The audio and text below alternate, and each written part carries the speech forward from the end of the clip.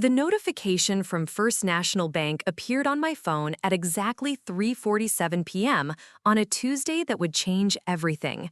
Account balance inquiry, Hartwell Family Emergency Fund. Current balance $847.32. My heart stopped. There should have been $50,000 in that account. Before we jump back in, tell us where you're tuning in from, and if this story touches you, make sure you're subscribed, because tomorrow I've saved something extra special for you. I was sitting in my car outside Lincoln Elementary, waiting to pick up my daughter Emma from her violin lessons, when my world collapsed.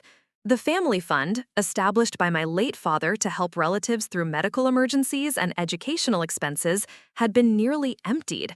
As the designated account manager since Dad's death 2 years ago, I was the only one with access, besides my older brother Marcus and sister-in-law Patricia.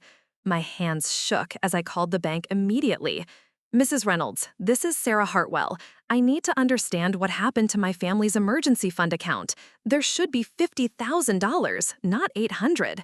The customer service representative, Jennifer, pulled up my account with professional efficiency.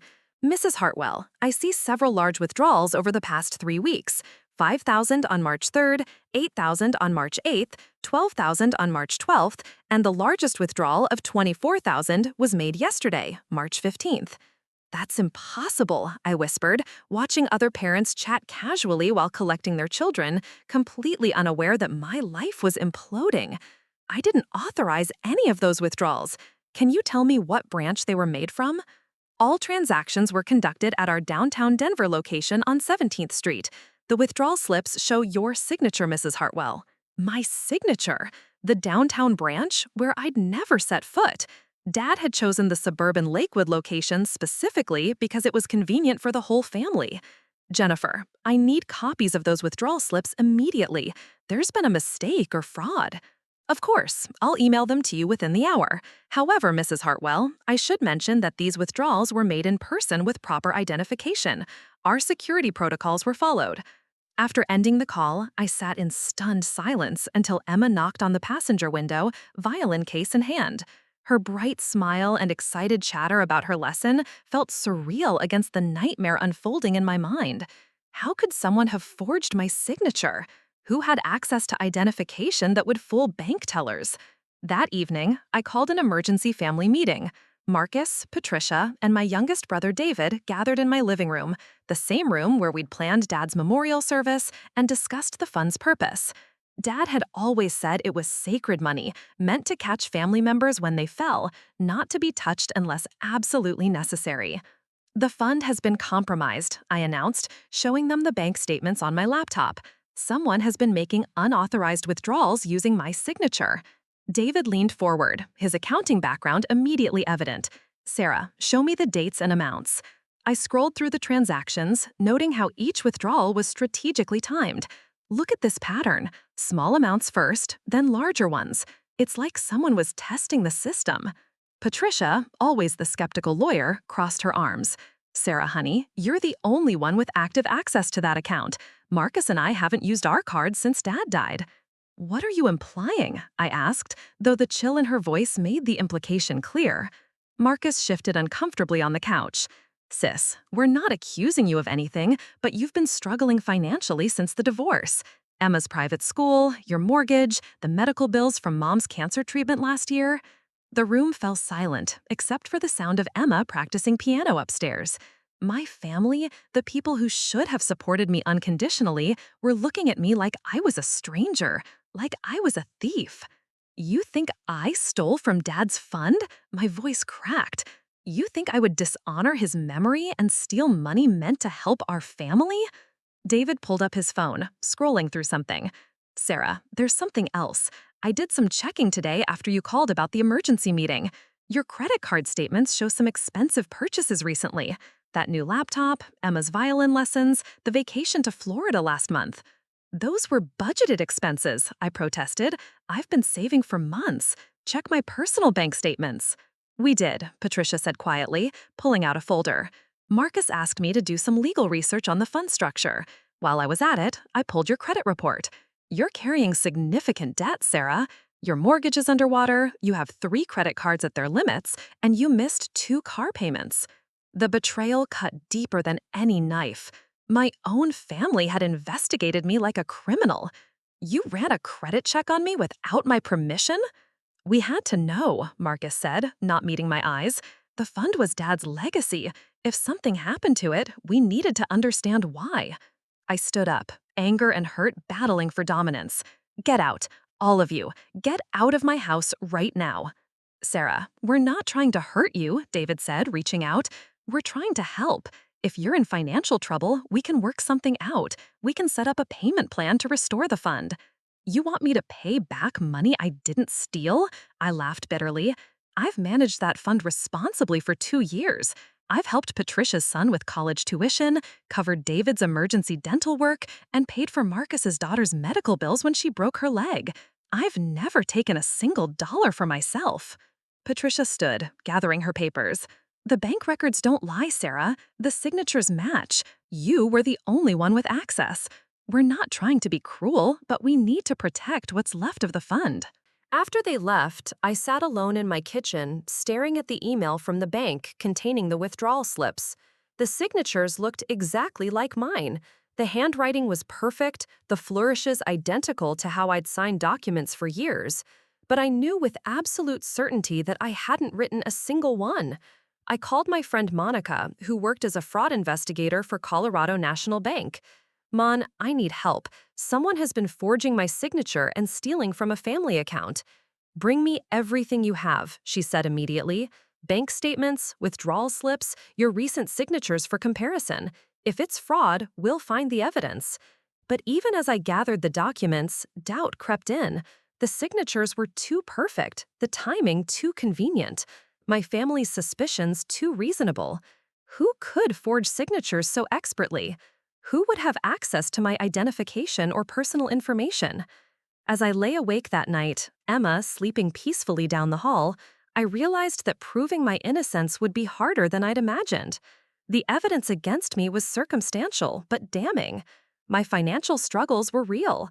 My access to the account was undeniable. And somewhere in Denver, at a bank I'd never visited, someone had successfully convinced trained professionals that they were me. The next morning brought a text from Marcus that made my blood run cold.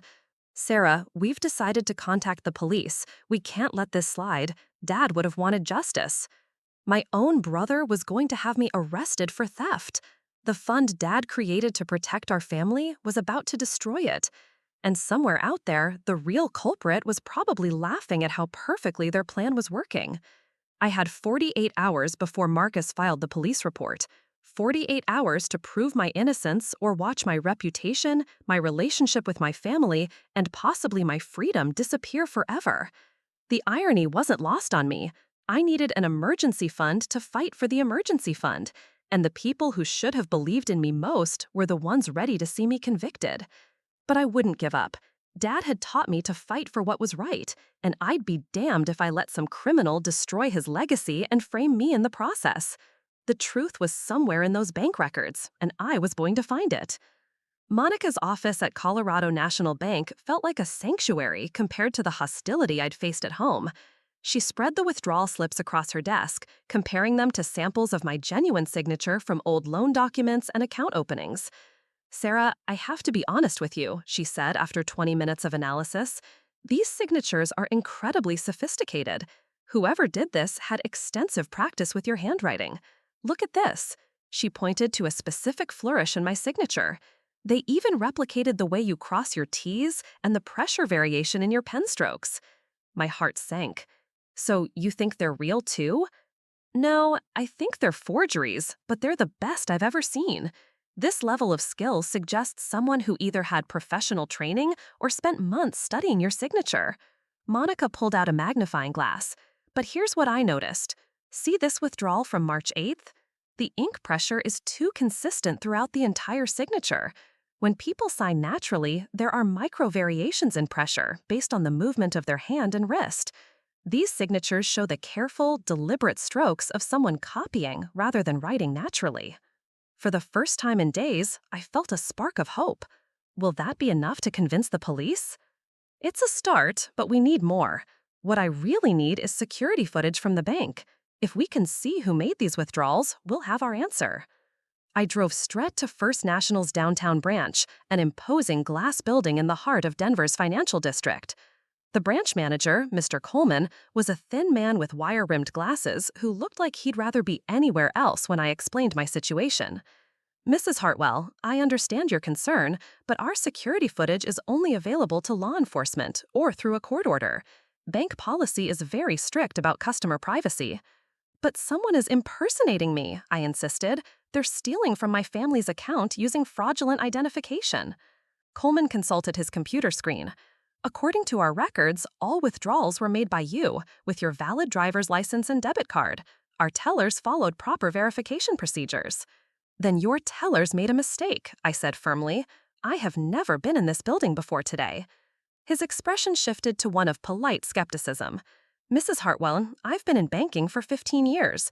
Identity theft of this sophistication is extremely rare.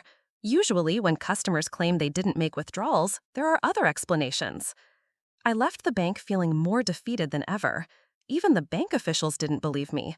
How could I convince my family or the police when trained professionals were certain I was lying?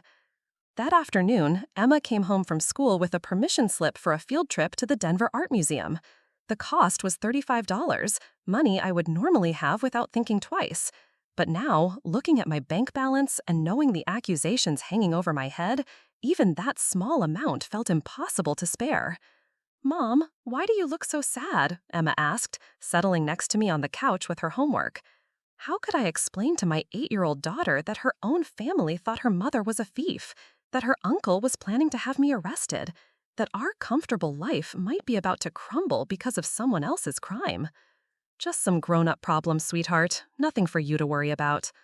But Emma was perceptive, like her father had been.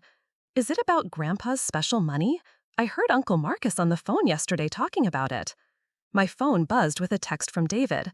"Sarah, I talked to Marcus. He's filing the police report tomorrow morning. We're all hoping you'll come clean before this gets worse. We love you, but we can't ignore what happened." Even my youngest brother, who had always been my closest ally, now believed I was guilty. The family WhatsApp group, once filled with photos of the kids and plans for weekend gatherings, had gone silent. Patricia had already removed me from it. That evening, I drove to my mother's nursing home in Aurora. At 83 and struggling with early dementia, Mom was one of the few people left who still looked at me with complete trust and love. "Sarah, darling, you look terrible," she said as I sat beside her bed. "What's troubling you?" I told her everything, knowing she might not remember our conversation by morning, but desperately needing someone to believe in my innocence. Mom listened with the same attention she'd given my childhood problems, nodding and squeezing my hand. "Your father always said you had the strongest moral compass of all his children," she said finally. "He used to tell me that if the world was ending, he'd trust you to do the right thing. That hasn't changed just because he's gone." "But Mom, everyone thinks I stole from his fund, even Marcus and David." "Then they're fools," she said with startling clarity. "You spent your inheritance money on my cancer treatments when my insurance wouldn't cover the experimental drugs. You worked 3 jobs to keep Emma in her school after the divorce. You've never taken anything that wasn't yours in your entire life." I cried then, holding my mother's frail hand, wondering if these might be our last peaceful moments together. If I was arrested, if I was convicted, would she even remember why I'd stopped visiting? The next morning brought a call from Detective Rodriguez with the Denver Police Department. "Mrs. Hartwell, we've received a complaint regarding alleged embezzlement from a family trust fund. We'd like you to come in for questioning." "I didn't steal anything," I said immediately. "That's what we're hoping to determine, ma'am. Can you be here by 2 o'clock this afternoon?" The police station was exactly as intimidating as I'd imagined. Detective Rodriguez was professional but clearly skeptical as I told my story. He showed me copies of the same withdrawal slips I'd already seen, the same bank records that seemed to prove my guilt. "Mrs. Hartwell, your family provided us with documentation of your financial difficulties. Your credit report shows significant debt, recent late payments, and mounting expenses. You had means, motive, and opportunity." "But I didn't do it," I repeated, feeling like a broken record. "Then how do you explain these signatures? How do you explain that the withdrawals were made with your identification at a bank where security cameras show someone matching your description? My blood went cold. You have security footage? We do. Would you like to see it? The detective pulled up grainy black and white footage on his computer screen. The timestamp showed March 12th, the date of the $12,000 withdrawal. I watched a figure approach the teller window, but the image quality was poor and the angle made it impossible to see details. That could be anyone, I said desperately. The height looks right, but you can't see the face clearly. No, but we can see enough. Similar build, similar hair color, and the teller positively identified you from a photo lineup yesterday. The walls felt like they were closing in. Someone had not only forged my signature and stolen my identity, but had physically impersonated me well enough to fool bank employees. The sophistication of this crime was far beyond anything I could have imagined. Detective Rodriguez, I'm telling you the truth. Someone is framing me. Mrs. Hartwell, we see this a lot. Family financial pressures, desperation, poor choices. If you cooperate with us, if you help us recover what's left of the money, the district attorney might be willing to work with you on the charges. What charges? Embezzlement, fraud, identity theft. You're looking at potential prison time, Mrs. Hartwell, but if you cooperate now, before this goes to trial, we might be able to arrange a plea deal. I left the police station in a daze. In the span of 4 days, I'd gone from respected family member and devoted mother to suspected criminal facing prison time. The real thief had crafted their crime so perfectly that even law enforcement was convinced of my guilt. That night, I sat in my kitchen with a glass of wine and a legal pad, trying to think of anyone who could have accessed my personal information. The divorce attorney who'd handled my case 2 years ago, my ex-husband's family, though we'd maintained cordial relations, colleagues at the insurance company where I worked. The list felt endless and hopeless. Emma found me there at midnight, having gotten up for a glass of water. "Mom, are you okay? You've been crying a lot lately." I pulled her onto my lap, breathing in the scent of her strawberry shampoo. "I love you so much, Emma. No matter what happens, remember that Mommy loves you more than anything in the world. Are you going somewhere?" "I might have to, sweetheart. But if I do, you'll stay with Uncle Marcus and Aunt Patricia. They love you too." The next morning brought an email from my supervisor at work, requesting a meeting about my personal situation. Word was spreading. My reputation was disintegrating as quickly as my family relationships. Soon, I'd lose my job too, making my financial situation even more desperate and giving the prosecution more ammunition for their case. I had less than 24 hours before Detective Rodriguez expected an answer about the plea deal. 24 hours to somehow prove my innocence or accept a future behind bars for a crime I didn't commit. The person who'd done this to me was somewhere out there, probably watching the news coverage of my impending arrest with satisfaction. But as I sat in my car outside Emma's school, watching her play on the playground during recess, something crystallized in my mind. I wouldn't give up. I couldn't give up. My daughter deserved better than a mother who surrendered to false accusations. Dad's legacy deserved better than being destroyed by a criminal scheme. I had one last idea, one final avenue to explore. If it failed, I'd lose everything. But if it succeeded, I might finally have the proof I needed to expose the real thief and clear my name. My final idea came from an unlikely source, Emma's homework assignment about family trees. As she traced our lineage back through generations, I realized I'd been thinking about this crime all wrong. Instead of focusing on who had access to my information, I should be asking who had the most to gain from framing me specifically. I drove to the downtown library and requested access to their legal database. If someone was going to steal from the family fund and frame me, they'd know about the fund's legal structure, the account access procedures, and my personal financial situation. That level of detailed knowledge narrowed the field considerably. Patricia's name kept surfacing in my mind. As the family's attorney, she'd handled the fund's legal documentation after Dad's death. She'd helped set up the new account access procedures. She'd been the one to run my credit report and compile evidence of my financial struggles. And most damning of all, she'd been remarkably quick to accept my guilt and push for police involvement. Preparing and narrating this story took us a lot of time, so if you are enjoying it, subscribe to our channel. It means a lot to us. Now back to the story. I spent hours researching Patricia's law firm, scanning news articles and court records. What I found made my stomach turn. 6 months ago, her firm had been investigated for misappropriating client funds. The investigation was dropped due to insufficient evidence, but 3 attorneys had been quietly dismissed. Patricia wasn't among them, but the timing was suspicious. More digging revealed that Patricia and Marcus had taken out a substantial second mortgage on their home last year. Their daughter's medical bills from her leukemia treatment had been astronomical, far beyond what their insurance covered. They were drowning in debt, just like they'd accused me of being. But suspicions weren't proof. I needed concrete evidence, and I knew exactly where to find it. I called Detective Rodriguez early Tuesday morning. "Detective, I want to request that you pull additional security footage from First National Bank, not just from the withdrawal dates, but from the week before the first theft. I think our perpetrator visited the bank multiple times to study the layout and procedures." "Mrs. Hartwell, we've already reviewed the relevant footage. I'm prepared to accept your plea agreement today if you're ready to cooperate. Please, just humor me. One more review of the footage. If I'm wrong, I'll sign whatever confession you want." Rodriguez sighed audibly. "Fine, 1 hour, but this is your last chance to make this easy on yourself." I met him at the bank, where Mr. Coleman reluctantly granted us access to their security system. We started with footage from February 28th, 4 days before the first withdrawal. For 2 hours, we fast-forwarded through mundane banking transactions, watching customers come and go. Then, at 11:47 a.m. on March 1st, I saw her. Patricia stood at the customer service desk, speaking animatedly with a bank employee. She was wearing a blonde wig similar to my hair color and style, sunglasses, and clothing that matched my typical professional attire. But it was definitely her.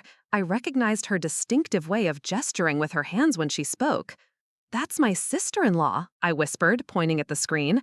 "Patricia Hartwell. She's been studying the bank's procedures." Detective Rodriguez leaned forward, suddenly interested. "Are you certain?" "Absolutely. She's wearing a disguise, but look at her mannerisms. That's definitely Patricia." We continued reviewing footage from the following days. On March 2nd, Patricia returned, this time practicing walking past the teller windows, timing her movements, observing the security camera's blind spots. She was conducting reconnaissance, preparing for her impersonation. The footage from March 3rd showed Patricia's first actual theft. Wearing an even more sophisticated disguise, she'd successfully fooled the teller into believing she was me. The camera angle that had seemed useless during my interrogation now clearly showed Patricia's profile as she turned to leave. "My God," Rodriguez muttered, "she's been planning this for weeks." But the most damning evidence came from March 15th, the day of the largest withdrawal. Patricia had grown confident, careless. She'd removed her sunglasses while filling out the withdrawal slip, and the camera captured her face clearly for nearly 30 seconds. "We need to arrest her immediately," I said, adrenaline coursing through my veins. "Not yet. We need to build an airtight case. This level of premeditation suggests she's destroyed evidence and covered her tracks carefully." Rodriguez called for backup and a warrant to search Patricia's home and office. Within 3 hours, we had everything we needed. Hidden in Patricia's home office, investigators found a practice notebook filled with pages of my forged signature, a fake ID with my name and her photo, receipts for the blonde wig and professional makeup used in her disguise. Most damning of all, they found detailed notes about my financial situation, my work schedule, and even my daily routines with Emma. Patricia had been stalking me for months, learning everything necessary to frame me convincingly. The final piece of evidence was a deposit slip showing that $24,000, the exact amount of the final withdrawal, had been deposited into a secret account Patricia had opened under a false name. She'd been planning to let me take the blame while she used the stolen money to pay her daughter's medical bills. When the police arrested Patricia at her law office that afternoon, she broke down immediately. The weight of her daughter's illness, the crushing debt, and the pressure of maintaining their lifestyle had driven her to desperate measures. She'd convinced herself that framing me was justified because I was irresponsible with money anyway. Marcus arrived at the police station 30 minutes after Patricia's arrest, his face pale with shock and shame. "Sarah, I'm so sorry. I can't believe she did this. I can't believe I accused you." She's your wife, Marcus. You trusted her. I understand. But understanding didn't erase the pain of his betrayal. My own brother had been so quick to believe the worst about me, so ready to see me convicted of a crime I didn't commit. David arrived soon after, tears streaming down his face. Sarah, forgive me, please. I was so stupid. I should have known you'd never steal from Dad's fund. The next morning brought a flurry of activity. The district attorney's office formally dropped all charges against me and filed embezzlement, fraud, and identity theft charges against Patricia. The local news covered the story, painting me as the victim of an elaborate family betrayal. But the vindication felt hollow. Patricia's daughter was still fighting leukemia. Marcus was devastated by his wife's betrayal and faced the prospect of raising their children alone while she served prison time. Our family gatherings would never be the same. I met with the bank president to discuss restoring the stolen funds. First National agreed to cover the losses as part of settling potential liability for their security failures. The Hartwell Family Emergency Fund would be rebuilt stronger than before. Emma found me in the kitchen that evening, looking through photo albums from happier family times. Mom, are you still sad even though everyone knows you didn't take Grandpa's money? Yes, sweetheart. Sometimes, when people hurt us, it takes time for the sadness to go away, even after everything gets fixed. Will Aunt Patricia go to jail? Yes, she will. But we're going to pray for her and for your cousins because they're hurting too. 2 weeks later, I received a letter from Patricia in county jail. Her handwriting, usually so confident and precise, was shaky and uncertain. Sarah, I know you'll never forgive me, and I don't deserve forgiveness. The medical bills were crushing us, and I convinced myself that you were irresponsible with money, that you'd probably waste the fund anyway. I told myself I was borrowing it, that I'd pay it back, but every lie led to another lie until I was trapped in this horrible plan. I destroyed our family to save my daughter, and now I've lost both. I'm sorry. I'm so sorry. I folded the letter carefully and placed it in my desk drawer. Forgiveness would come eventually, but it would take time. Trust, once broken so completely, couldn't be rebuilt overnight. Monica helped me establish new security protocols for the family fund, including biometric verification, multiple authorization requirements, and we also set up a scholarship in Dad's name for families dealing with medical emergencies, ensuring that no one else would face the desperate choices that had driven Patricia to crime. 6 months later, Emma and I visited Dad's grave on the anniversary of his death. I told him about Patricia's betrayal, about the family's fracture, about the long road toward healing that lay ahead. But I protected your fund, Dad, I whispered, placing fresh flowers on his headstone, just like you taught me to protect what matters most. Emma took my hand as we walked back to the car. Mom, do you think our family will be okay again? I looked at my daughter, at her trusting eyes and hopeful expression, and realized that some things couldn't be stolen or destroyed. Love, truth, and integrity survived even the worst betrayals. Yes, sweetheart, it might look different than before, but we'll be okay. We'll always be okay. The evening news that night featured a follow-up story about Patricia's sentencing. As I watched the reporter describe her crime and punishment, I felt no satisfaction, only sadness for the choices that had led to this moment. But I also felt something else, relief that the truth had finally emerged, and gratitude that sometimes justice prevails, even when it seems impossible. The bank security footage had saved my reputation, my freedom, and my relationship with my daughter. But more than that, it had proven that truth has a way of surfacing, no matter how deeply someone tries to bury it. The courtroom was packed on the day of Patricia's sentencing. Judge Morrison, a stern woman in her 60s, reviewed the case files while Patricia sat beside her attorney, looking nothing like the confident lawyer who had once investigated my credit history and pushed for my arrest. 3 months in county jail had aged her considerably. Her usually perfect hair hung limp around her shoulders, and the designer suits had been replaced by an orange jumpsuit. I sat in the back row with Monica, who had become not just my fraud investigator, but a close friend through this ordeal. Marcus was notably absent. He'd filed for divorce 2 weeks after Patricia's arrest and had moved back to Colorado Springs with their children to start over. The betrayal had cut too deep for reconciliation. Mrs. Patricia Hartwell, Judge Morrison began, you have pled guilty, identity theft, fraud, and conspiracy. Before I impose sentence, do you have anything to say? Patricia stood slowly, her hands shaking as she gripped the podium. Your Honor, I know what I did was unforgivable.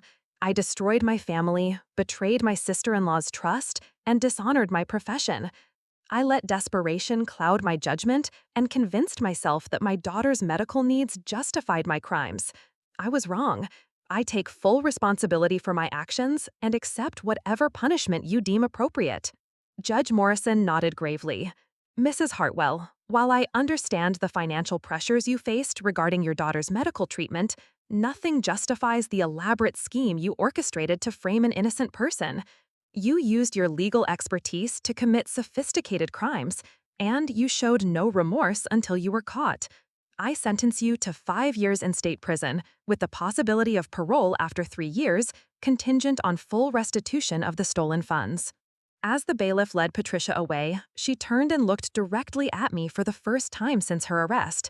Her mouth formed the word sorry, but no sound came out. I nodded slightly, not in forgiveness, but in acknowledgement of her apology. Forgiveness would be a longer journey. The media attention following Patricia's sentencing was overwhelming. Local news stations wanted interviews, and the Denver Post ran a feature story about family betrayal and financial fraud. I declined most requests, wanting to protect Emma from the publicity and focus on rebuilding our lives. However, I did agree to speak at a fraud prevention seminar sponsored by the Colorado Banking Association. Standing before an audience of bank employees and security professionals, I shared my story as a cautionary tale about the sophistication of modern identity theft. The person who stole from my family didn't just forge signatures, I told the audience. She studied my habits, my mannerisms, my daily routines. She created a complete false identity based on months of surveillance. Traditional security measures aren't enough anymore. Banks need to implement biometric verification, multiple authorization protocols, and enhanced training for tellers to spot sophisticated impersonation attempts. Mr. Coleman from First National was in the audience, and after my presentation, he approached me with a formal apology and an offer. Mrs. Hartwell, our bank failed you. We're implementing new security protocols based on your experience, and we'd like to offer you a position as our fraud prevention consultant. Your insight could help us protect other families from what you went through. I accepted the consulting position, which provided both financial stability and a sense of purpose. Working with banks across Colorado to strengthen their security measures felt like turning my traumatic experience into something positive.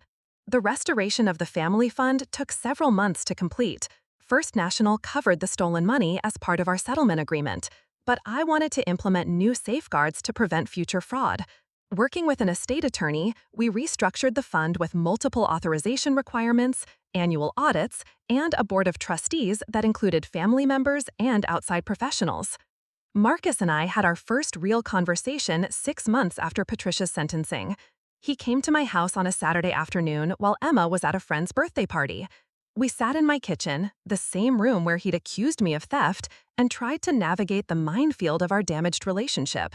Sarah, I don't know how to apologize for what I did to you, he said, his voice thick with emotion.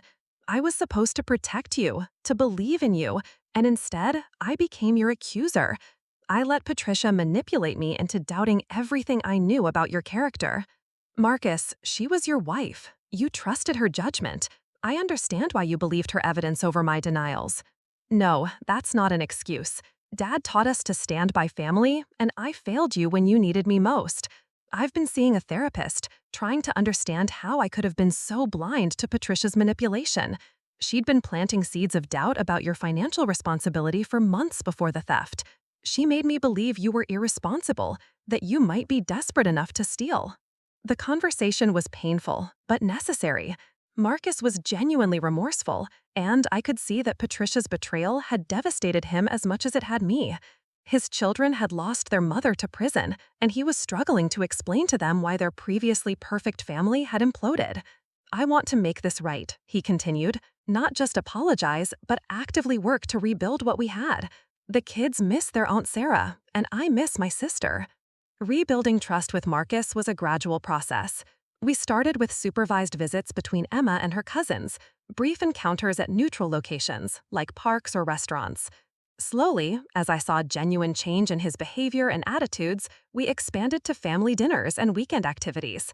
David had an easier time earning forgiveness because his betrayal had been less calculated.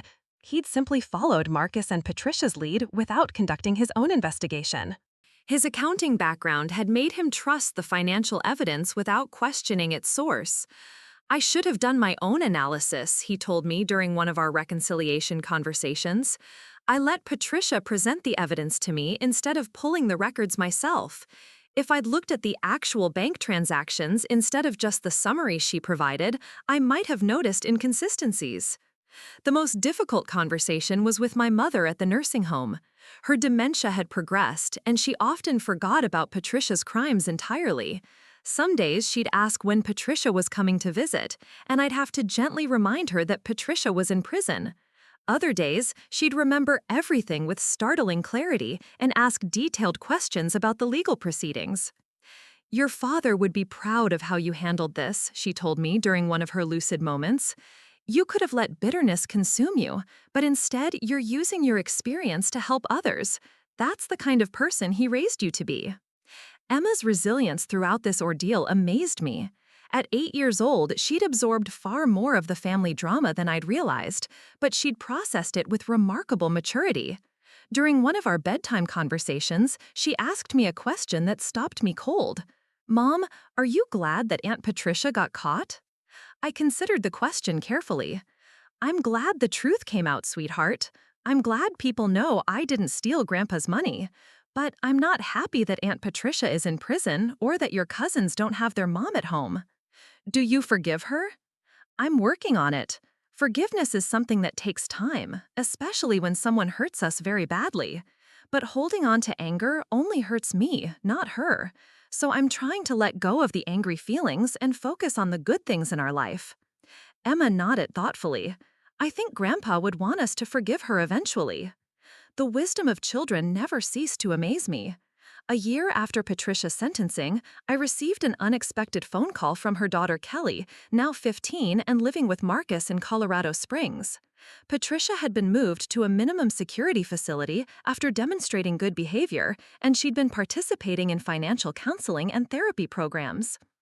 "Aunt Sarah," Kelly said, her voice trembling with nervousness, "I wanted to call and apologize for what my mom did to you. I know she stole from your family and tried to blame you.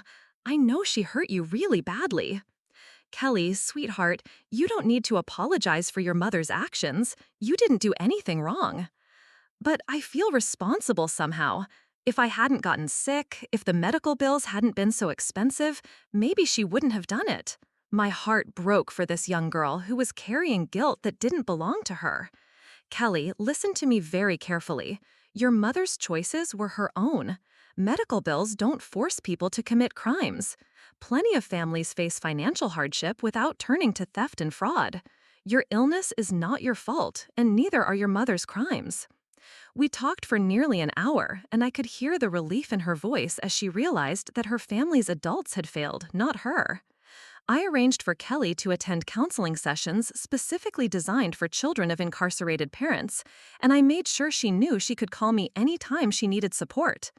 The second anniversary of the theft arrived with little fanfare. I marked the date by visiting Dad's grave with a financial report showing that the Hartwell Family Emergency Fund had not only been fully restored, but had grown through careful investment and additional family contributions. We'd also established the Patricia Hartwell Memorial Medical Fund, using that name deliberately to honor Patricia's original intentions while acknowledging the destructive path she'd chosen. "We turned something terrible into something helpful, Dad," I said, placing fresh flowers on her headstone. "The fund is stronger now, and we're helping families avoid the desperation that led Patricia to crime." Emma, now 10 years old, had developed a sophisticated understanding of the events that had shaped our family. She'd written a school essay about justice and forgiveness that brought tears to my eyes. In it, she wrote, "Sometimes people make really bad choices because they're scared or desperate. It's important to stop them from hurting others, but it's also important to remember that there's still people who need help." The consulting work with banks had evolved into a full-time career in fraud prevention. I'd spoken at conferences across the country, helped develop new security protocols, and worked with law enforcement to identify emerging fraud trends. The work was fulfilling because it allowed me to prevent other families from experiencing what mine had endured. Monica and I had developed a friendship that extended far beyond our professional relationship. She'd become like a sister to me, someone who understood the unique trauma of betrayal by people you trust most. We often joked that we should write a book about family fraud, but the subject was still too raw for humor. 3 years after Patricia's conviction, she became eligible for parole. The parole board hearing was held on a cold February morning, and I chose to attend to provide a victim impact statement. Patricia looked healthier than she had during sentencing, and prison had given her time to reflect on her actions. When it was my turn to speak, I stood before the parole board and chose my words carefully. Patricia Hartwell committed sophisticated crimes that could have destroyed my life and my relationship with my daughter. She showed no remorse until she was caught, and she allowed me to face potential prison time for crimes she committed. However, I believe she has genuinely recognized the magnitude of her actions and the harm she caused. If released, she should be required to continue therapy, perform significant community service, and have no access to financial accounts or legal practice. I don't oppose her parole, but I want assurance that she'll never again be in a position to harm others. The parole board granted Patricia's release with strict conditions. She would serve the remainder of her sentence under house arrest with her sister in California, far from our family. She was prohibited from practicing law, required to attend weekly therapy sessions, and banned from accessing financial accounts without supervision. The day of Patricia's release, I received a handwritten letter from her. Unlike her previous apologies, this one felt genuine and thoughtful. She wrote about the therapy work she'd done in prison, her understanding of the psychological factors that had led to her crimes, and her commitment to making amends through community service work with families facing medical financial crises. "I know I can never undo the harm I caused," she wrote. "I robbed you of your peace of mind, your family relationships, and your sense of security. I know that forgiveness must be earned, not demanded, and I'm prepared to spend the rest of my life proving that I've learned from my terrible mistakes." I folded the letter and placed it with the others in my desk drawer.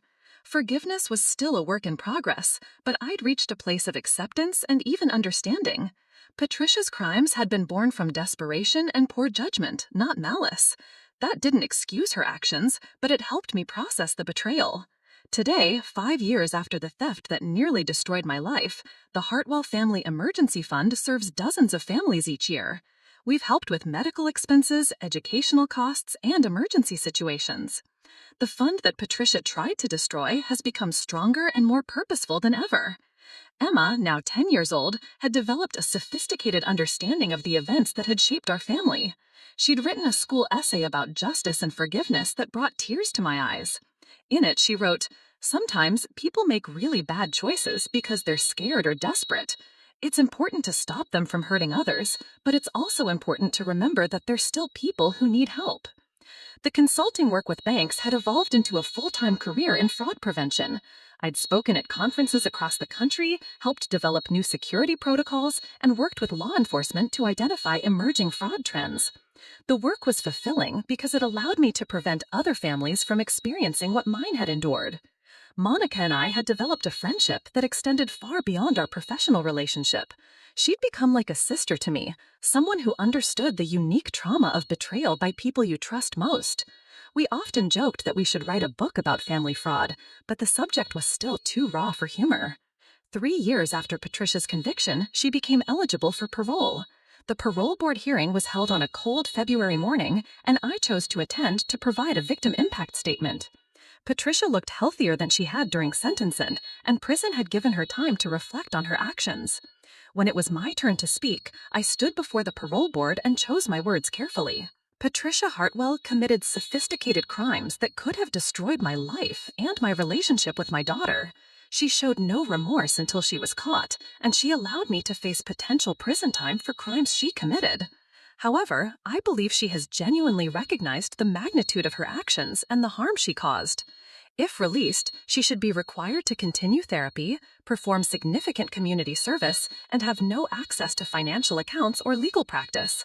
I don't oppose her parole, but I want assurance that she'll never again be in a position to harm others.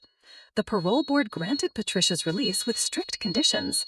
She would serve the remainder of her sentence under house arrest with her sister in California, far from our family. She was prohibited from practicing law, required to attend weekly therapy sessions, and banned from accessing financial accounts without supervision. The day of Patricia's release, I received a handwritten letter from her. Unlike her previous apologies, this one felt genuine and thoughtful. She wrote about the therapy work she'd done in prison, her understanding of the psychological factors that had led to her crimes, and her commitment to making amends through community service work with families facing medical financial crises. "I know I can never undo the harm I caused," she wrote. "I robbed you of your peace of mind, your family relationships, and your sense of security. I know that forgiveness must be earned, not demanded, and I'm prepared to spend the rest of my life proving that I've learned from my terrible mistakes." I folded the letter and placed it with the others in my desk drawer. Forgiveness was still a work in progress, but I'd reached a place of acceptance and even understanding. Patricia's crimes had been born from desperation and poor judgment, not malice. That didn't excuse her actions, but it helped me process the betrayal. Today, 5 years after the theft that nearly destroyed my life, the Hartwell Family Emergency Fund serves dozens of families each year.